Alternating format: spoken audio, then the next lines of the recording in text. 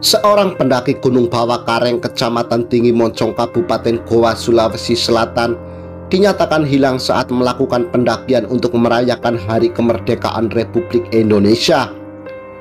Tim SAR gabungan hingga saat ini masih melakukan pencarian terhadap korban.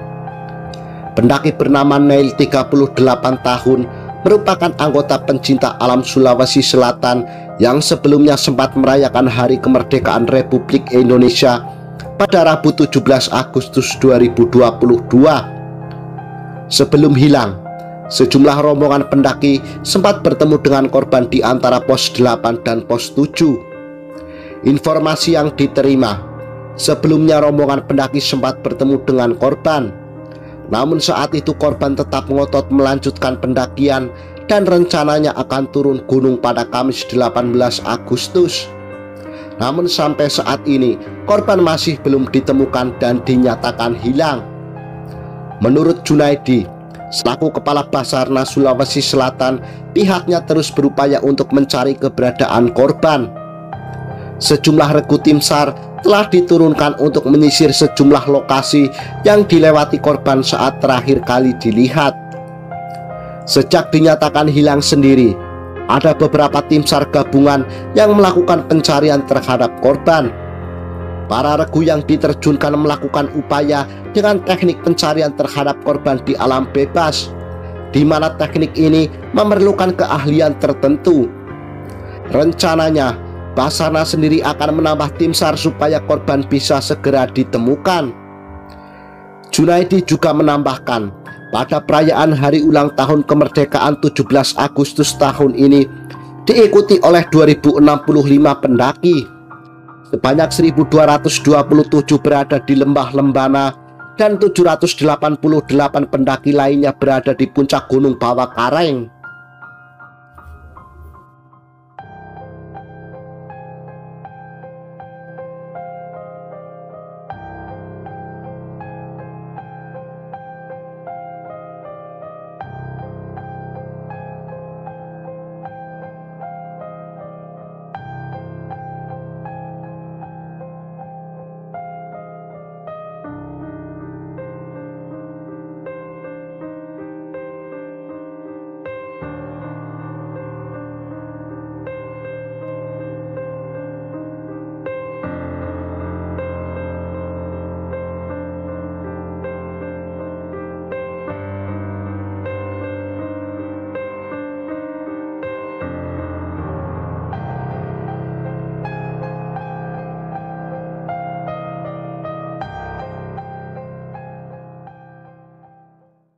Bila kita nampak raut wajah orang yang tenang cerah, maka ketenangan bukan pada wajahnya. Bila nampak orang melangkahkan kaki dengan tenang penuh wibawa, maka ketenangan bukan pada kakinya. Bila tampak ayunan tangannya tak tergesa-gesa, maka bahagia bukan pada tangannya. Di mana letak bahagia itu? Ala fil jasadi mutrah. Ketahuilah dalam jasad ada segumpal, ada sekepal, ada sesuap. Idza salahat salahal jasadu kulluh. Kalau yang segumpal itu baik, maka yang lain ikut menjadi baik. Wa idza fasadat fasadal jasadu kulluh. Kalau yang segumpal itu rusak, maka dia pun ikut menjadi rusak. Yang segumpal itulah yang mengendalikan mata, telinga, tangan, kaki. Yang segumpal itulah tempat rindu, benci, marah, ridha, ikhlas, fasik, hasad, kufur. Di sanalah bersemayam rindu dan benci. Maka jangan terlampau benci. Habib habibaka haunamma. Kalau kau sayang, sayanglah secukupnya sahaja. Karena boleh jadi hari ini kau sayang, besok berubah menjadi kebencian. Kalau kau benci, bencilah secukupnya sahaja. Boleh jadi esok pagi dia menjadi orang yang tersayang. Berapa banyak puan-puan berkata, siapa itu? Itulah orang yang dulu paling aku benci. Tapi hari ini masih ada juga benci, tapi tak banyak. Oleh sebab itu maka dijaga dia. Yauma la yanfa'u malun. Hari itu tak ada guna harta, wala banun, tak ada guna anak, illa man atallah, kecuali orang yang datang menghadap Allah biqalbin salim, dengan hati yang salim. Qal, qab, lam, ba, qallaba, berbolak-balik. Qallaba, tidak selamanya bahagia. Kadang pagi hati tenang, petang datang dia pun susah. Kadang pagi hati lapang, petang tiba dia pun gundah. Maka apa yang dapat menolong? Ala bizikrillah, ketahuilah dengan banyak menyebut mengingat Allah, tatmainnul qulub, maka hati akan menjadi lapang. Qalbul mu'min baina asabi'ir rahman, hati orang beriman berada di antara jari jemari kuasa Rahman. Kalau dia hendak, dia balikkan yang senang menjadi susah. Kalau dia berkehendak yang susah, dia balik menjadi lapang. Berapa banyak orang yang tampaknya mungkin kita kata dia susah, tapi dia masih boleh tersenyum.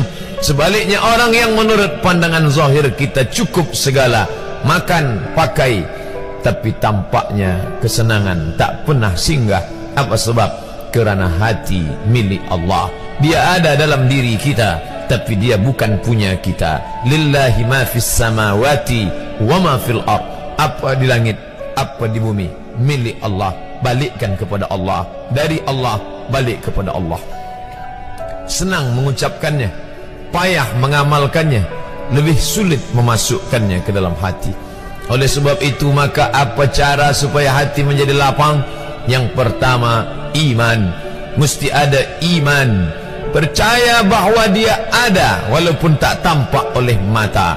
Dulu ada seorang filosof, dia berkata bahawa aku percaya dia ada bila boleh tampak oleh mata, disentuh tangan, didengar telinga. Tapi bila tidak dapat ditengok mata, dipandang mata, didengar telinga, disentuh tangan, maka dia tidak ada. Inilah orang-orang yang berfaham wujudiyah. Wujud ada, mikrofon ada, mimbar ada, orang ada, kerana aku boleh menatap dengan mata, mendengar suara dengan telinga, bersapa tangan dengan alat yang diciptakan Allah Subhanahu wa ta'ala. Tapi kita mengenal dia bukan kerana rupa. Bahkan bila kita pejam mata nampak berbagai macam rupa, itukah dia? Bukan. Walam yakul lahu kufuwan ahad. Bila kita pandang tengah malam tampak bermacam warna rupa, itukah dia? Ma khatara bibalik fallahu laisa kadzalik. Apa yang terlintas di hatimu, maka dia tidaklah seperti itu. Dia tak dapat dipandang dengan mata. La tudrikuhul absaru, dia tak dapat ditangkap mata.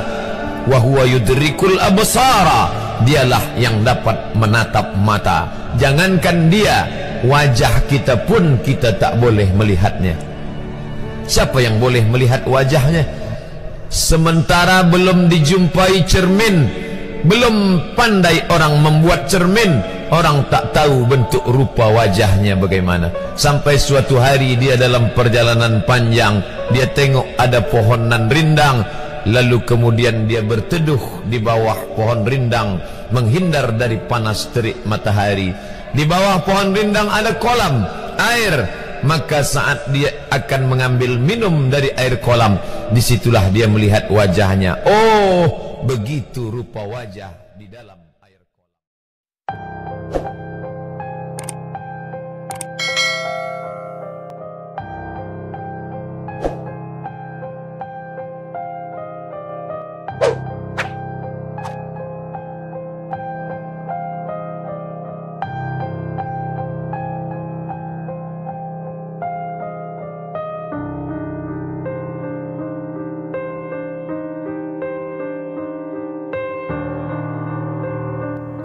Mitos pesugihan Kerangujang yang terletak di Kabupaten Tulungagung, Jawa Timur masih terdengar hingga saat ini.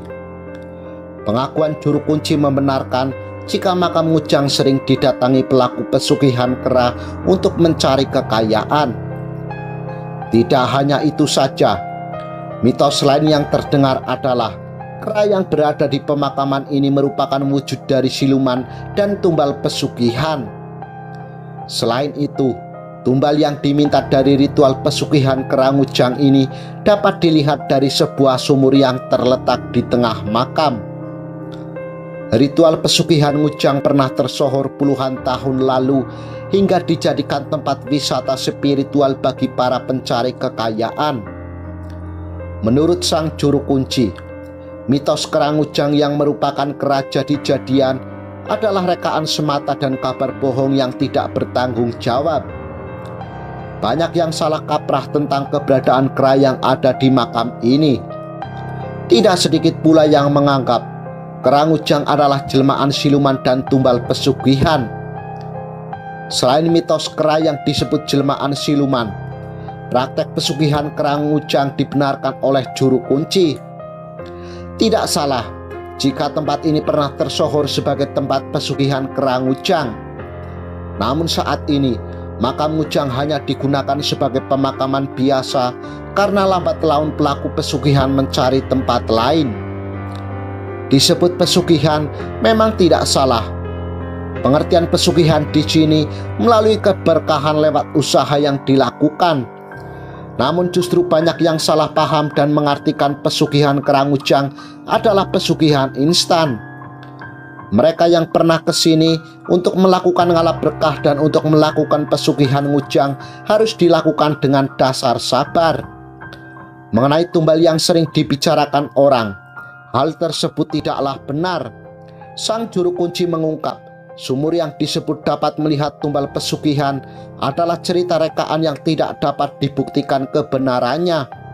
Karena tidak ada praktek pesugihan hitam dengan tumbal dilakukan di makam Ngujang. Area makam pun steril dan bebas dari berbagai sesajen yang sering diberitakan.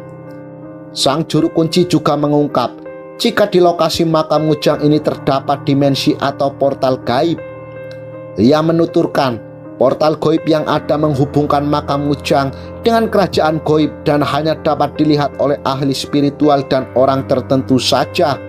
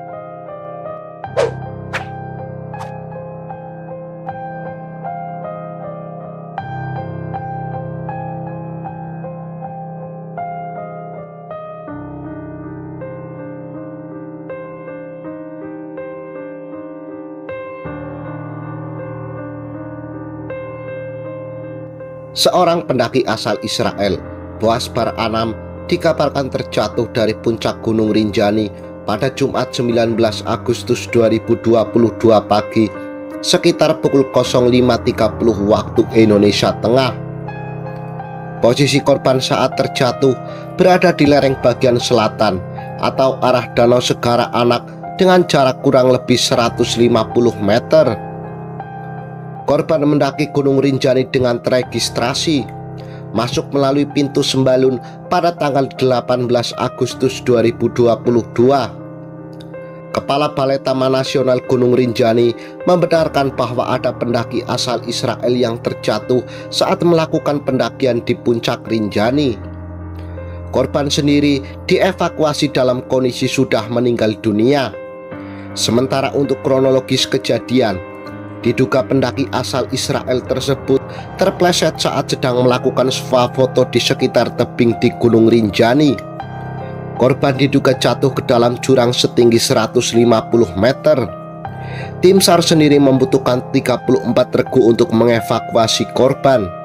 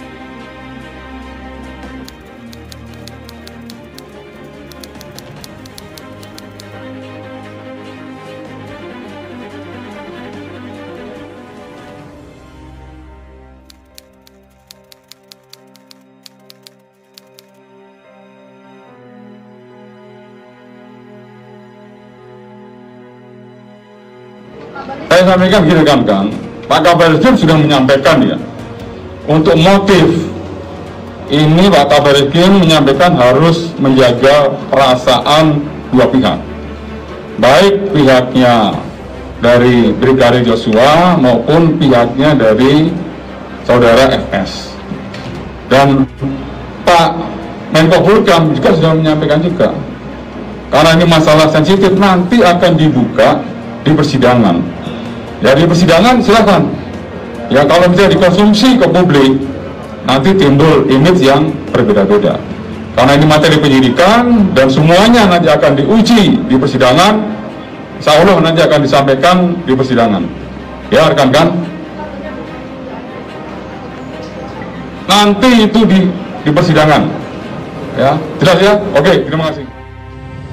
Tadi pagi dilaksanakan gelar perkara dan tim sus telah memutuskan untuk menetapkan saudara FS sebagai tersangka. Saya ulangi, tim sus telah menetapkan saudara FS sebagai tersangka. Terkait dengan pasal apa yang disangkakan dan proses penyidikannya nanti akan dijelaskan secara khusus balik oleh Pak Kabar Eskrim selaku tim penyidik, dan juga beberapa hal yang memang akan dijelaskan oleh Pak Irwasum sebagai Ketua Tim Sus yang mengawali bagaimana proses ini menjadi terang benderang. Kata pepatah Melayu, alah boleh bisa karena biasa. Bila kita biasakan, maka lama-lama kita boleh. Sehari dua hari agak berat, lama-lama kita bayangkan wajah dia, maka itu menghilangkan hasad. Ini ajaran dari Sayyidul Mustafa Muhammad sallallahu alaihi wasallam.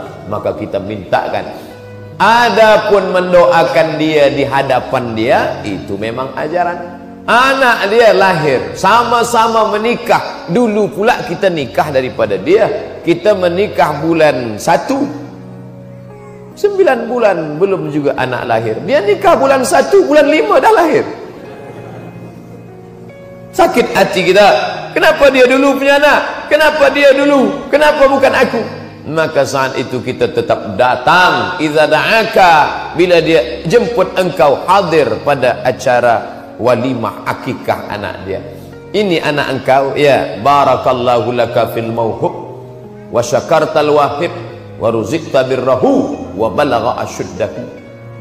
Barakallahu laka fil mauhub, semoga Allah berikan berkah pada anakmu. Wa syakartal wahib, engkau bersyukur pada dia yang memberikan anak ini. Wa ruzikta birrahu, semoga kau dapat baktinya. Wa balagha asyuddahu, semoga anak ini sampai usia dewasa. Kita doakan dia. Anak dia menikah, anak dia dengan anak kita sama-sama anak darah, sama-sama belajar di tempat yang sama, sama-sama di universiti yang sama, selalu bermain sembang di tempat yang sama. Tapi jodoh berkata lain, dia lebih dulu menikah. Orang bertanya, mengapa anak dia dulu nikah? Mengapa anak awak tak juga? Datang hasad, datang marah, datang risau. Datang, doakan dia. Barakallahu laka fil mauhub, barakallahu lakuma wa baraka alaikuma wa jama'a bainakuma fi khair. Barakallahu lakuma, semoga Allah berikan berkah pada kalian berdua. Wa baraka alaikuma, Allah berikan berkah pada senang dan susah. Wa jama'a bainakuma fi khair, Allah satukan kalian fi khair, dalam kebaikan. Doa di hadapan dia, doa di belakang dia, mengkikiskan itu semua. Selepas ambil wuduk, minta pada Allah bersih. Muka sudah bersih, mulut gigi sudah bersih, tangan sudah suci, kepala sudah, hati belum. La ilaha illallah syarikalah, asyhadu an la ilaha illallah syarikalah, wa asyhadu anna sayyidina Muhammadan abduhu wa rasuluh. Allahumma ja'alni minat tawwabin waj'alni minal mutatahhirin waj'alni min ibadikas salihin. 3 syarat menjadi saleh.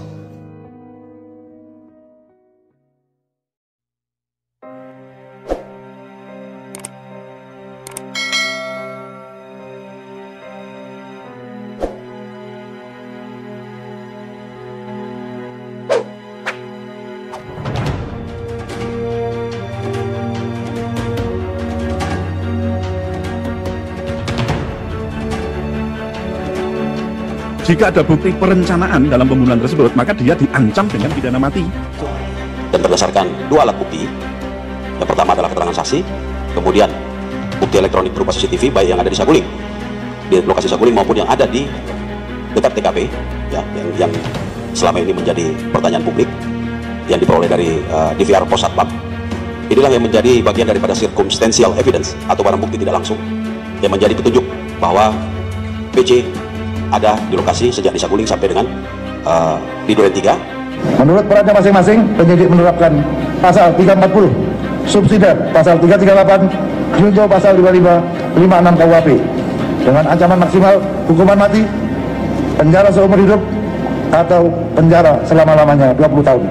Sehingga dengan demikian, untuk selanjutnya tugas tanggung jawab terkait dengan Divisi Propam akan dikendalikan oleh Bapak Wakapolri. Dan ini tentunya juga untuk menjaga agar apa yang telah kita lakukan selama ini terkait dengan masalah komitmen untuk menjaga objektivitas, transparansi, dan akuntabel, ini betul-betul bisa kita jaga. Jenpol FS menyuruh melakukan dan menskenario peristiwa seolah-olah terjadi peristiwa tembak-menembak di rumah dinas Irjen Pol Ferdy Sambo di Komplek Polri Duren 3. Pengakuan tersangka kan kita tahu semua, ya. Syukur ini tersangka bunyi, ngomong. Kalau nggak ngomong sekalipun tidak ada masalah. Kita sudah punya alat bukti untuk memberikan sangkaan terhadap yang bersangkutan dan siap untuk kita bawa ke pengadilan. Penonaktifan Kapolres Metro Selatan, Karo Panginal, Kadif Propam Polri, Karo. Kemudian tim sus juga telah melakukan pemeriksaan terhadap pelanggaran kode etik profesi Polri ataupun tindakan untuk merusak, menghilangkan barang bukti, mengaburkan, dan merekayasa dengan melakukan mutasi ke Dian Mapolri, dan saat ini semuanya dilakukan pemeriksaan.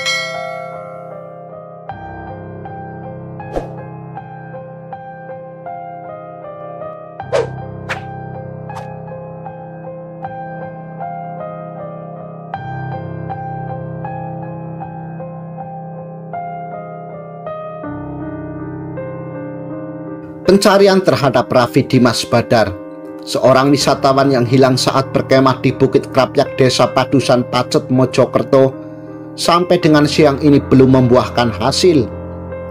Bahkan anjing pelacak sudah dikerahkan ke lokasi untuk menemukan korban. Kapolsek Pacet mengatakan, operasi SAR tahap pertama digelar 7 hari sejak Senin pekan lalu. Pencarian terhadap Raffi melibatkan petugas perhutani Pacet, polisi hutan, Polsek dan Koramil Pacet, komunitas pecinta alam Padusan, serta pengelola wisata Bukit Krapyak.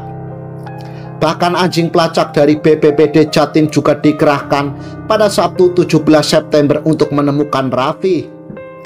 Anjing pelacak ini diberi contoh aroma dari barang-barang pribadi korban yang tertinggal di tenda.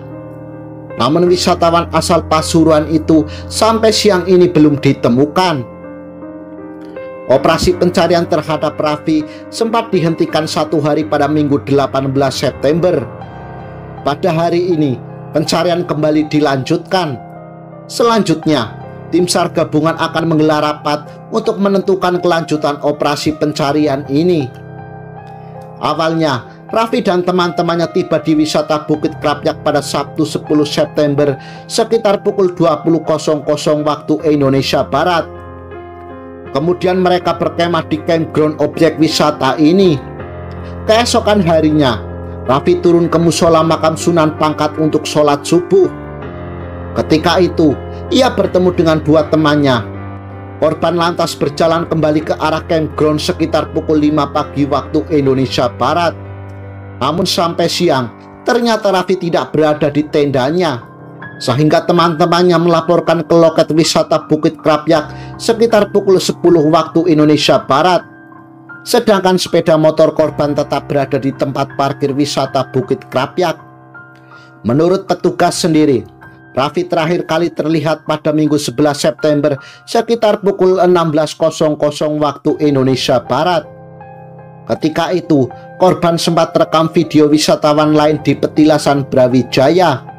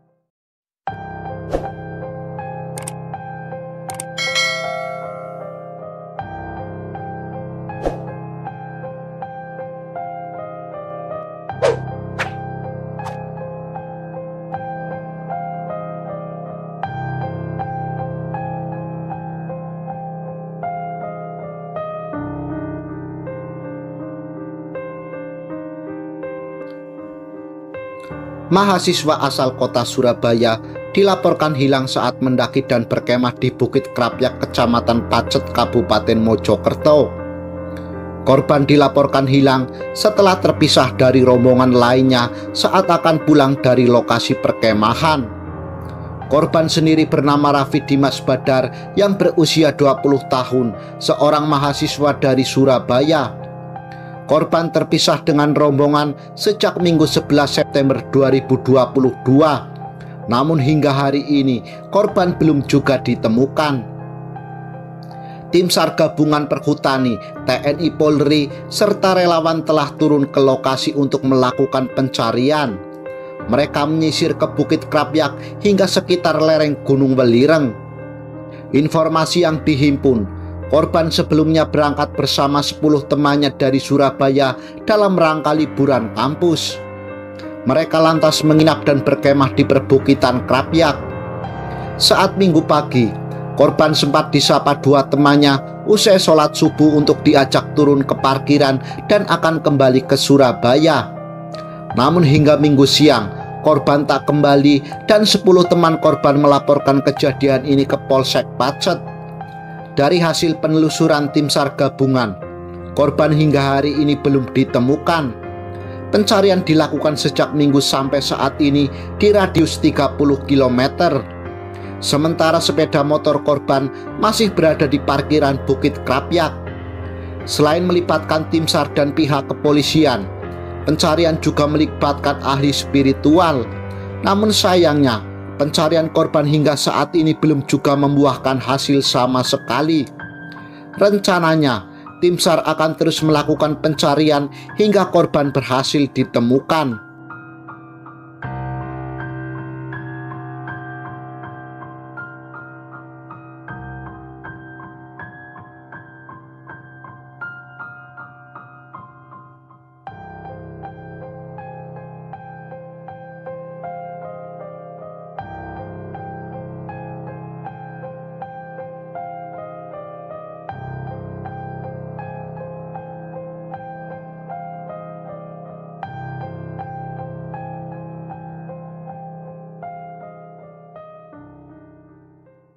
Allah yang maha adil. Allah ingatkan engkau bukan dengan khutbah Jumat karena kau tak pernah datang ke masjid, bukan dengan pengajian karena kau tidak suka kepada ulama, tapi Allah nasihati engkau dengan apa? Mati anakmu, meninggal dunia istrimu, kau lihat mereka terbujur, tapi ternyata kau tidak ambil pelajaran. Wa kafa bil mauti wa'iza, cukuplah kematian sebagai nasihat. Nasihat yang tak berbunyi dan tak bersuara, nasihat yang tidak bertinta dan tak berpena, nasihat yang bukan tinta di atas kertas, nasihat diam 1000 bahasa. Tapi kau tak ambil pelajaran dari kematian, kau tetap juga rakus dan tamak. Kau kejar dunia seperti mengejar fata morgana. Kau sangka air yang dapat menghilangkan kehausan, tapi justru semakin kau telan semakin kau haus, semakin kau telan semakin kau kering, semakin kau telan semakin kau hampa, dan kau tak dapat apa-apa sampai akhirnya kematian tiba. Saat itu kau hanya berkata, oh kematian tiba. An-nasu niyam, manusia itu semuanya niam, tidur. Semua manusia itu tidur. Falamma matu intabahu, ketika mereka mati barulah mereka sadar, rupanya aku sedang terlelap dalam tidur yang panjang. Ternyata kehidupan dunia hanya mimpi semata. Bagaimana indahnya mimpi, bagaimana mimpi jatuh cinta membuat orang tersenyum sendirian, bagaimana mimpi berkuasa membuat orang menggenggam tangan. Tapi ketika terbangun ternyata adrasu ahlak, hanya bunga-bunga tidur semata. Begitulah agaknya mereka yang pernah lalu dan singgah di stasiun kehidupan dunia. Ini hanyalah sebuah pulau, tapi dia bukan pulau akhir dari perjalanan. Makanya pesan Nabi SAW, kun fid dunia ka'annaka gharib, jadilah engkau di dunia seperti orang merantau. Kau pergi dari kampung asalmu, singgah kau sebentar ke pulau ini, lalu kau berjalan-jalan, lalu kau sangka menarik, lalu kau buat rumah yang besar, lalu kau beli kendaraan yang besar, kau sangka kau kekal abadi. Kalla, sekali-kali tidak. Saufa ya'lamun, mereka akan tahu. Kalla, sekali-kali tidak. Saufa ya'lamun, mereka akan tahu bahwa ternyata roh yang ditiupkan Allah ke dalam jasad sampai masa yang ditentukan. Di kulli ummatin ajal, setiap orang ada masa tenggat waktu, timingnya tiba. Idza jaa ajaluhum, kalau ajal itu sudah sampai, la yastakhiruna sa'atan, tak dapat ditunda walau sesaat, wala yastaqdimun. Berapa banyak orang yang divonis mati, tidak mati kata Allah, tapi berapa banyak yang menyangka tidak akan mati, akan kekal abadi. Ainama takunu, dimanapun kau berada, yudrikumul maut, kematian akan datang. Walau kuntum fi burujim musayyadah, kau buat kotak kayu yang besar, kau masuk ke dalamnya, kau kunci rapat, berharap kau akan terselamat, terelakkan dari kematian. Akhirnya mulutmu berkata, sampai juga waktunya tiba. Akhirnya kau menghadap Allah Subhanahu wa ta'ala. Apa yang kau bawa? Yatsba'ul mayyita thalathun, yang mengiringi ke liang lahat tiga. Mal, harta, kendaraan, kereta kencana, mobil yang mewah, semuanya ikut mengiring. Tapi hanya sampai ke pelataran parkir belakang. Selesai acara pemakaman, mereka akan membawanya pulang dan mereka akan menjualnya menjadi harta warisan. Mereka cabik-cabik, mereka kerat, mereka potong, mereka bagi-bagi. Anak, istri, suami, kawan, sahabat, handai tolan, tetangga, kawan sekantor, semuanya tinggal. 2-3 hari mereka burung. Selepas itu waktu berganti, musim berubah. Kau hanyalah nama. Harimau mati meninggalkan belang, gajah mati meninggalkan gading, manusia mati meninggalkan nama. Nama apa yang kau tinggalkan?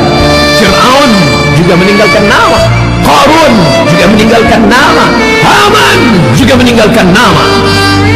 Tempat siada Abi Lahabin wa Tabb, Abu Lahab pun meninggalkan nama. Tapi sampai hari ini tidak ada satupun makhluk Allah yang ingin memakai nama itu.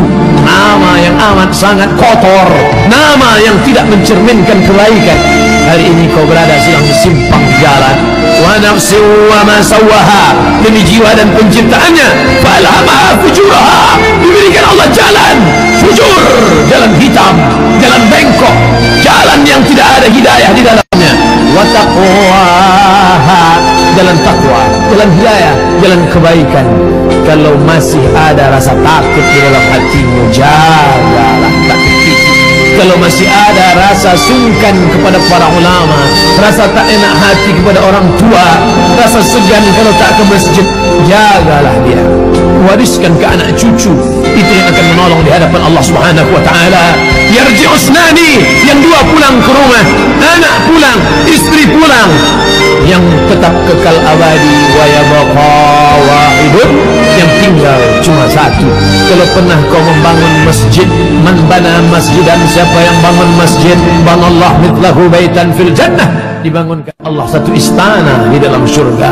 Kalau pernah kau usap kepala anak yatim, ana wa kafilul yatim, aku dan orang yang menyantuni anak yatim, kahataini fil jannah, seperti ini di dalam surga. Fa asyara bi isbi'aihi, Nabi tunjukkan dua jarinya, as-sababah jari telunjuk, al-wusta jari tengah. Kalau pernah kau berzikir subhanallah wa bihamdihi subhanallahil azim, kalimatani, dua kalimat, khafifatani alal lisan, ringan di lidah, saqilatani fil mizan, bisa memberatkan timbangan, habibatani ilar rahman, dicintai, disayangi Allah.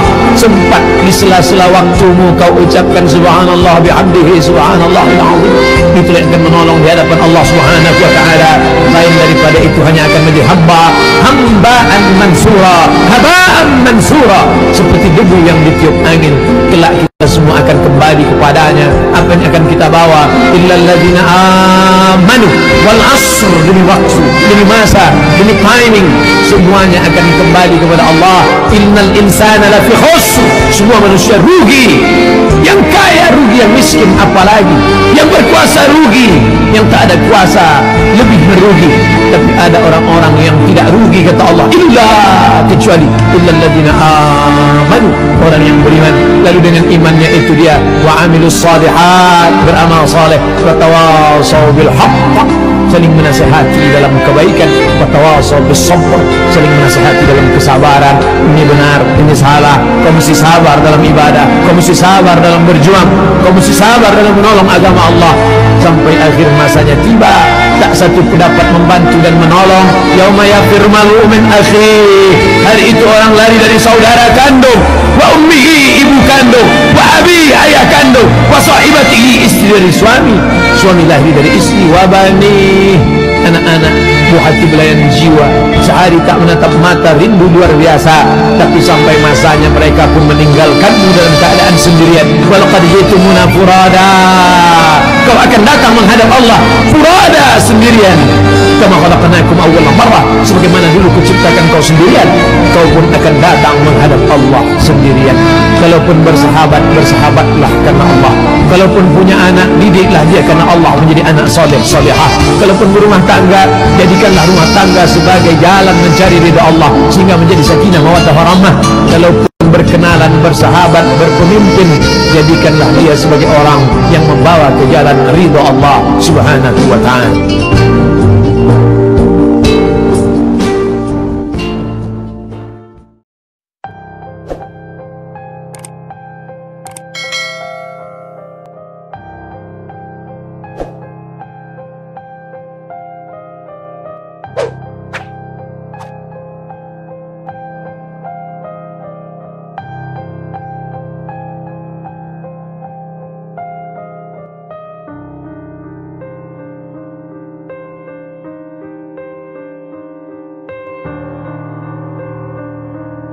Seorang pendaki meninggal dunia di pos 3 jalur pendakian Gunung Lawu pada Minggu 18 September 2022 siang. Korban bernama Dedi Satrio, 41 tahun, yang merupakan warga Solo. Penyebab kematian diduga karena kelelahan dan sakit jantung. Korban mendaki Gunung Lawu melalui jalur Cemoro Sewu Magetan sejak Sabtu 17 September 2022. Korban mendaki bersama rombongan yang berjumlah 22 orang. Sesampai di pos 3, korban diduga mengalami kelelahan hingga kemudian korban memutuskan untuk beristirahat di pos 3. Namun saat itulah korban tiba-tiba saja pingsan lalu denyut nadinya melemah. Naasnya, setelah dicek, korban sudah meninggal dunia sekitar pukul 13.00 waktu Indonesia Barat. Korban awalnya sempat mengeluh kelelahan dan kedinginan, lalu disarankan untuk berhenti dan tidak melanjutkan perjalanan. Selanjutnya, sekitar pukul 0 pagi waktu Indonesia Barat, kondisi korban makin melemah, lalu temannya melaporkan kejadian itu kepada pos jaga. Selanjutnya, sejumlah relawan termasuk relawan anak Gunung Lawu dan relawan lainnya naik ke pos 3 guna membantu melakukan evakuasi. Korban dievakuasi turun melalui jalur pendakian Cemoro Sewu Magetan. Namun sayangnya, korban sudah dievakuasi dalam keadaan meninggal dunia. Gunung Lawu memang memiliki sejumlah misteri di dalamnya. Banyak pendaki yang kehilangan nyawanya saat mencoba menaklukkan tingginya Gunung Lawu. Dan semoga saja kedepannya Gunung Lawu tidak lagi memakan korban.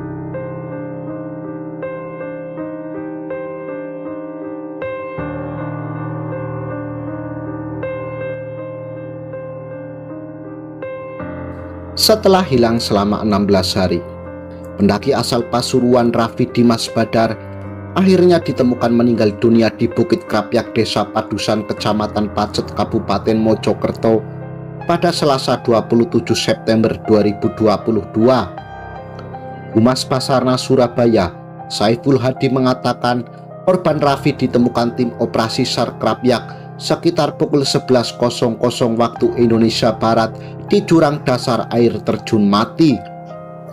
Lokasi penemuan korban berjarak 1,9 km dari musola makam Sunan Pangkat, lokasi terakhir korban terlihat. Saat ditemukan, posisi Raffi terlungkup dan terdapat luka pada bagian tubuhnya. Menurut Saiful, besar kemungkinan Raffi terjatuh ke dalam jurang saat menyusuri kaki Gunung Welirang itu. Banyak faktor yang bisa saja terjadi, namun kalau dilihat dari korban yang memakai sandal, kemungkinan korban terpleset dan jatuh ke jurang.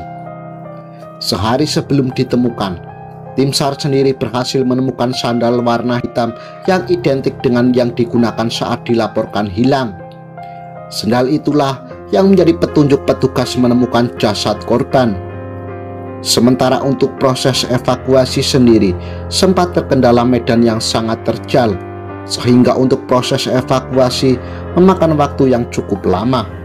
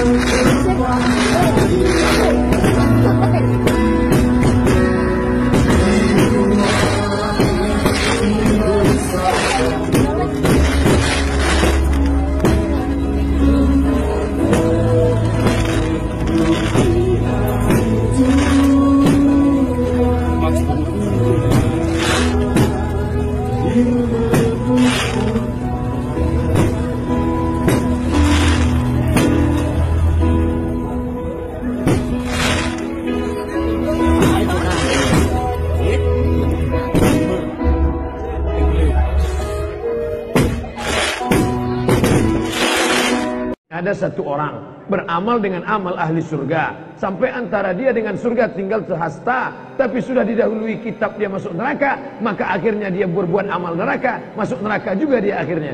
Penjelasannya dalam hadis Sahih Bukhari, yabdu, kelihatannya di pandangan manusia, artinya apa? Di dalam amalnya itu ada unsur riya. Hadis ini dijelaskan hadis lain. Sekarang bagaimana kalau hadis ini kita baca, dikompromikan, dikorelasikan, dikombinasikan dengan hadis yang ada dalam Sahih Bukhari.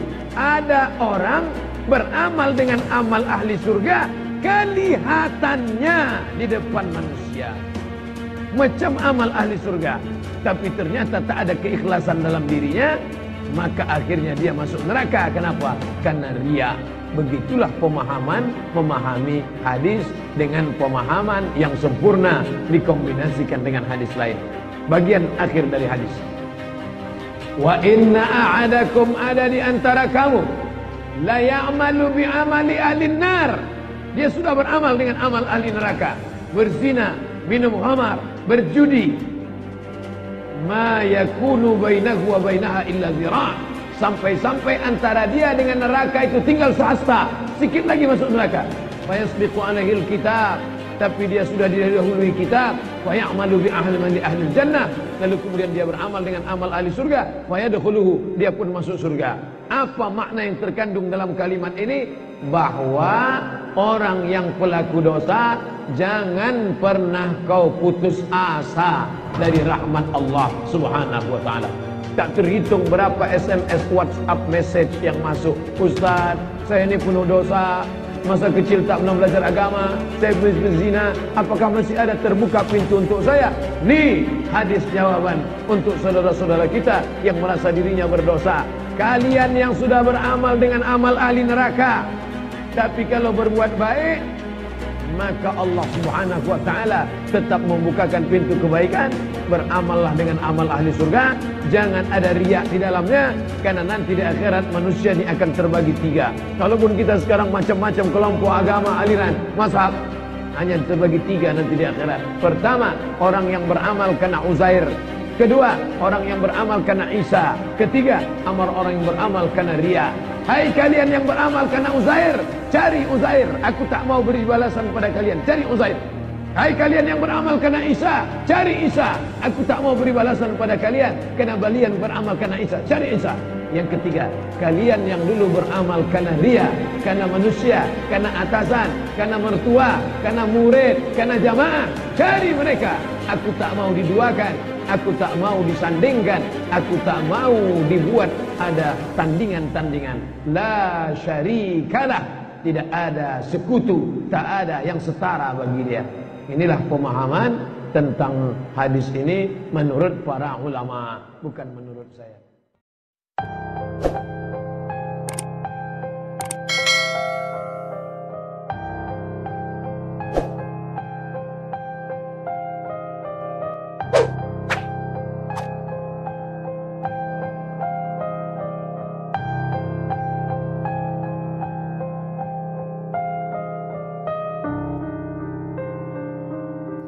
Malam 1 Syuro disebut sebagai malam yang sakral dan memiliki aura mistis bagi sebagian orang.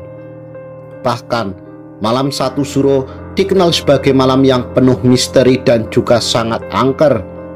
Hal tersebut diyakini oleh sebagian orang secara turun-temurun, khususnya di kalangan orang Jawa dan penganut kejawen, di mana malam 1 Suro ini diyakini sebagai malam raya bagi para makhluk goib, sehingga malam ini selalu dikaitkan dengan cerita-cerita tentang gangguan makhluk goib pada malam tersebut.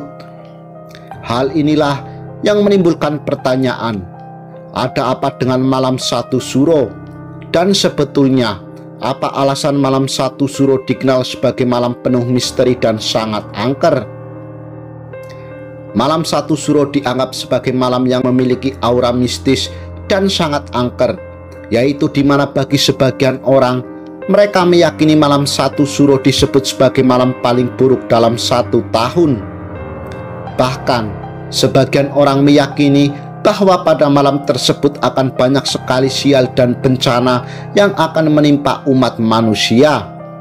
Sehingga tak heran, orang Jawa kuno kerap menghindari untuk mengadakan pesta pada malam tersebut, termasuk pesta pernikahan dan hajatan. Adapun jika hal tersebut dilakukan, menurut keyakinan mereka, hal tersebut akan mendatangkan bencana, kesialan, acara tidak berjalan lancar, hingga timbulnya keretakan dalam rumah tangga. Selain itu, mereka juga meyakini bahwa pada malam 1 Suro, yaitu detik-detik pergantian tahun Hijriah, semua arwah leluhur akan kembali dan mendatangi anggota keluarga di rumahnya. Di lain sisi, masyarakat kejawen meyakini bahwa bencana dan sial bisa ditolak dengan melakukan ritual tertentu, sehingga dikenal beberapa tradisi ruatan malam 1 Suro untuk membuang sial. Ruatan ini dilakukan untuk orang-orang yang memenuhi beberapa kriteria, di antaranya ontang-anting atau putra-putri tunggal, kedono kedini atau sepasang putra-putri, dan sedang kapit pancuran atau 1 putra diapit oleh 2 orang putri. Mereka yang lahir seperti kriteria di atas akan menjadi sasaran empuk Batara Kala atau simbol kejahatan, sehingga harus melakukan ruat agar terhindar dari hal yang tidak diinginkan tersebut. Bukan hanya itu saja, bahkan beberapa orang menambahkan peristiwa lebih seram lain yang akan terjadi di malam 1 Suro, di mana mereka meyakini bahwa arwah dari orang-orang yang dikorbankan untuk tumbal pesugihan pada malam tersebut mereka akan dilepaskan dan diberi kebebasan sebagai balasan atas pengabdian mereka selama setahun penuh. Itulah beberapa mitos terkait malam 1 Suro, sehingga diyakini sebagai malam yang penuh dengan misteri, memiliki aura mistis dan sangat angker. Akan tetapi, dalam Islam sendiri, bulan Muharram yang disebut bulan Suro oleh masyarakat Jawa merupakan salah satu dari 4 bulan yang termasuk ke dalam bulan haram atau bulan suci, sehingga bulan Muharram ini adalah salah satu bulan yang sangat dimuliakan dan juga utama dalam ajaran Islam.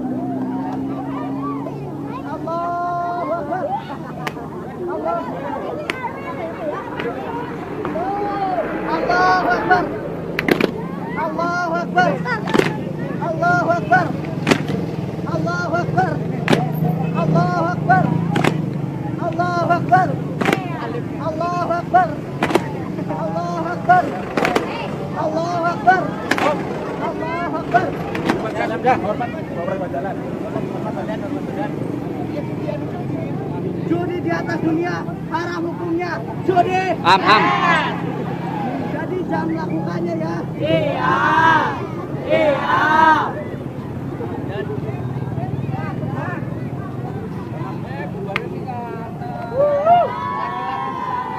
Untuk seluruhnya, bubar jalan.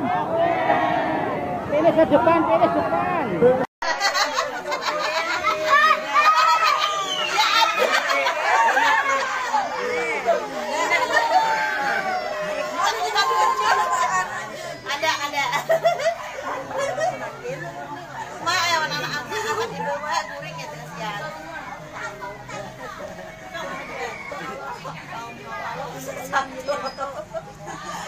Pasar Sabtu aja kamu.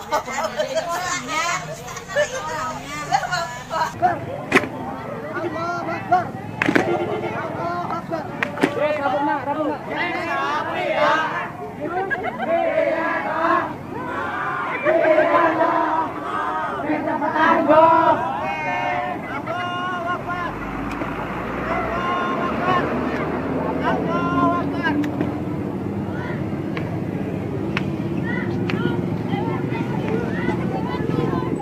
Assalamualaikum warahmatullahi wabarakatuh. Waalaikumsalam warahmatullahi wabarakatuh.